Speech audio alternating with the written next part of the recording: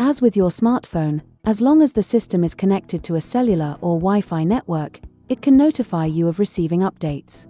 These updates allow the continuous improvement of your Peugeot I-Connect system and the updating of the mapping if your vehicle is equipped with 3D navigation.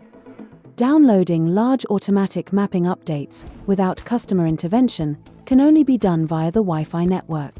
The availability of an update is notified on the screen at the end of the trip, with an option to install immediately or later. The installation duration varies. It can take several minutes with a maximum of around 30 minutes. A notification will give an estimate of the duration and a description of the update. Update information is available through the Settings app. In the list, select the Updates tab. With this touch, you have the possibility to change the permission for automatic download of updates via an external Wi-Fi network.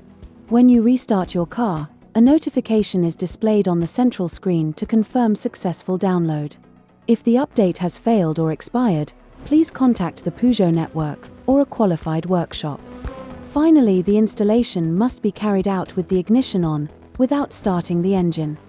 Installation cannot be carried out in the following cases: with the engine running, during an ongoing emergency call, when the battery level is insufficient, when charging for electric vehicles.